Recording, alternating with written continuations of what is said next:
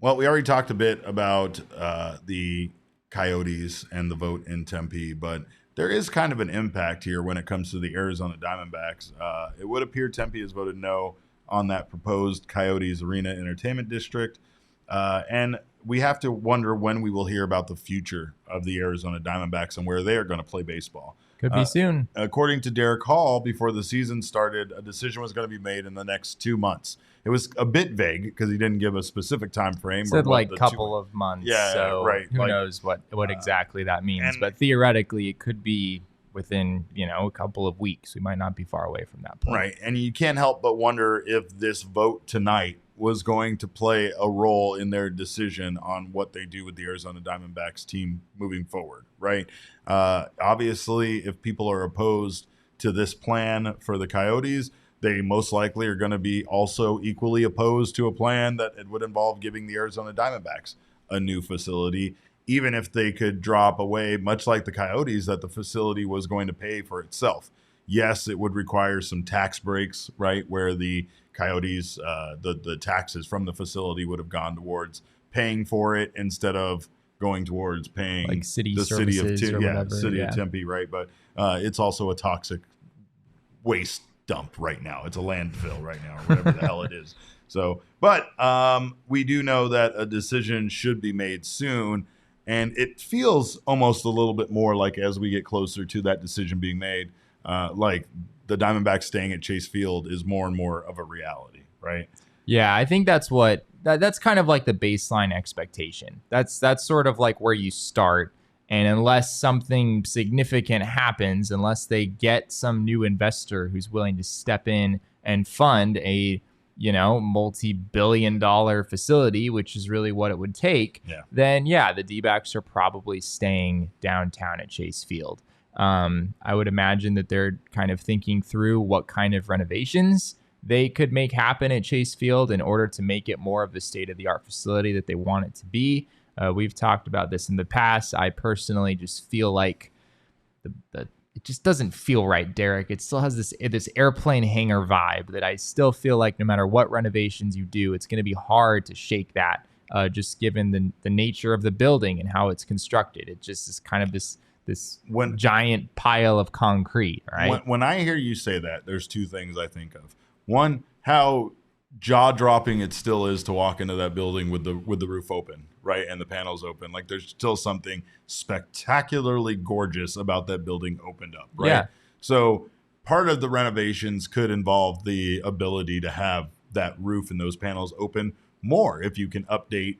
Let's say just the building itself have a better cooling system or whatever, where you didn't have to have it closed on so many super hot days. You found some way. I'm not saying that that's a possibility, but I mean, just repairing the roof as it is right now is going to cost millions of dollars, I'm sure. Right. But that would go a long way, because what the D-backs have done in the past is they've had the ability to like open the roof mid-game. Yes. Right. Correct. Whereas now you can only open the roof if you know for sure there's no chance of rain. It's going to be cool enough the entire like afternoon and evening before the game starts. Now they, it made things a lot more complicated. Yeah, and like for a 6:40 start, they let fans in. I believe doors open at 4:30 or 5 o'clock. Yeah, so like that. The problem is that the roof has to be open that entire time, and that's also like the hottest period of time during the day. Normally they would wait until like maybe right before the game started and then open the roof.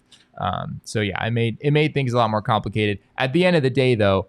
It's very hot here in the summer. And it's always going to be. You're going to need a roof. You're going to need something. Yeah. It's going to need to be something like that. So, like, you're not going to get away from that. But what I will say, taking a step backwards, is what you said about not believing that stadium could be renovated to be anything other than an airplane hangar feels to me a bit like my feelings on the Footprint Center.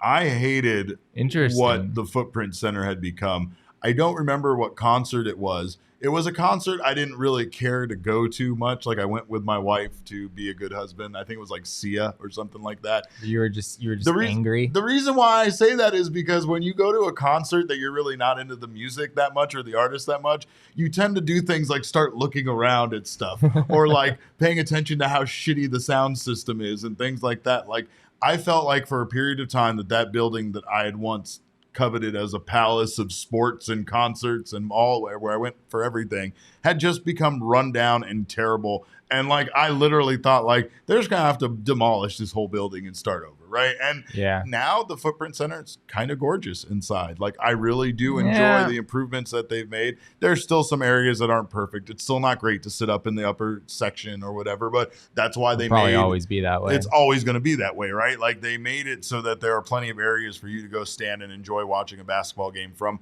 places for you to congregate with your friends, and that's what we all want to do. If we have shitty seats, we want to be able to get out of them and go somewhere else, and that's something that they were very very smart about doing with that building and the improvements that they made. I feel like Chase Field could have something equally done. When I talk to those fans about those seats that they sit in with the roller seats, the amount of joy that came from their voice about it, like, I wasn't expecting for them to be that excited to talk to me about these seats, but man, like, they couldn't say enough. They were like, this is the best anything. And they're like, the view's fine, but it's not the view that makes it great. It's the fact that I can like watch it on this little TV and hear it. Like, there's like, they could turn it up or whatever. And then they can watch it on a TV. Well, Derek, the game's right in front of them. Well, you want to, when you watch something live, you want to be able, because it's delayed, so you can go back and you can watch it, the 30-second delay or whatever, right? So I feel like they just really enjoyed the fact that this is a different viewing experience, and that it was much more comfortable than your average, viewing of a sporting event. There are definitely things like that you could continue to do at Chase Field, and yes, I agree, people would absolutely enjoy those things. But the comp with like the Footprint Center, they're very different in my mind, because an NBA arena is made to be an enclosed facility, right? Like, at the end of the day, every NBA arena is sort of the same in terms of how it's built. It's just a matter of like the amenities that you build inside it, right? And that's something that you can renovate, and you can take from a very bad place, as you were describing before those renovations happened there, to what now I love going to the Footprint Center. I think it's an outstanding place to see a basketball game now. Baseball is just different. You can't renovate Chase Field to the point where like the overall feel of that building is going to be different. You can make it modern. You can make it updated. You can put all sorts of fancy technology and stuff in there. You can have trendy seating areas and standing areas. But at the end of the day, it's still going to feel like an airplane hangar, Derek. And that's sort of where I get hung up with the whole thing. But the reality is, there's no design, I think, that you can really do in Arizona that's not going to be essentially an airplane hangar. And it's never going to feel like a true baseball park. Didn't you see, though, we're going to have to go back to this whole Orlando conversation that we had like a week ago, Derek. No, I am not going to go back to the goddamn Orlando conversation. I refuse to even entertain that as a building that's ever going to exist, Jesse. No one will ever go watch baseball in Orlando, ever. Baseball will probably not expand to Orlando. I grant you that. But do you remember what the mock-ups of that stadium looked like? It was a stadium with a roof, but it also had a lot of natural light. And this is something that you're seeing a lot of the newer facilities that have a roof on them do, is they find ways to build in more transparent surfaces so that you can actually see outside when the roof is closed. And it's not like Chase Field where it just feels really kind of dark and dreary.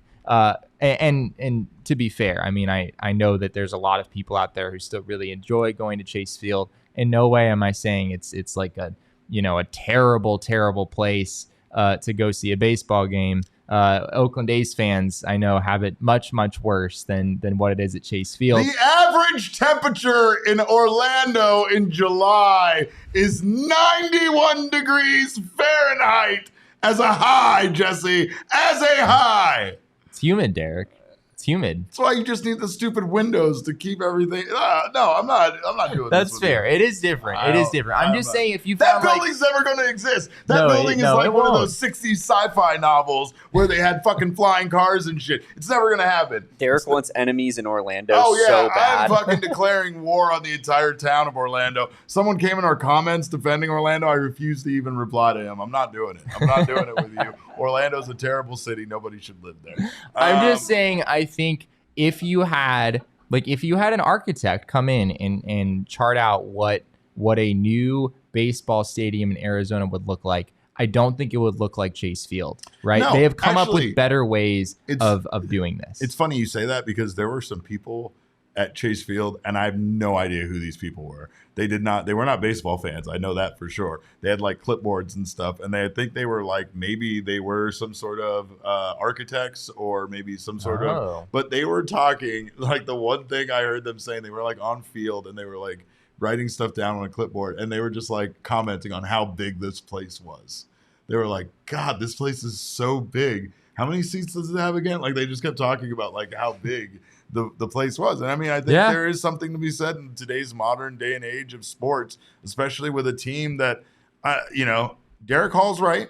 When you have Elton John performing at Chase Field, when you have a playoff game, you have a wild card game. Yeah, you value the 48,000. You want that 48,000, right? But it's like the problem is that you have all of these other times where you're just sitting inside of an empty building. 98% of the time that the facility is used. It's not a great feeling. But at the end of the day, going back to like what we were really discussing here, the D-backs probably are not going to get a new facility when it's all said and done. So all of my musings about what a new ballpark could look like. He's dreaming just like the people in Orlando are dreaming. The Orlando, they're literally called the Orlando Dreamers, right? Yeah.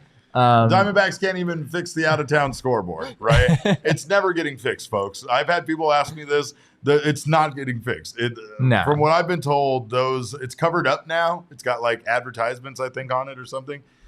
That's staying there until the Diamondbacks do something to renovate the park. And then at that point, those scoreboards, as much as they might delight you or bring back an old school feeling of baseball, will probably be replaced with brand new LED boards that will still show the out of town scores, but also will be able to like do cool shit like show a giant snake, going across it when there's a home run or something. I don't know. I want a giant, like, I'm not a big fan of the wave, but I am a big fan of a giant snake graphic going around the building. And I still want to know what happened to that home run snake. I'm not letting that go. You do have some investigating to do. I do. I can't wait till they get back. I have so many questions to ask.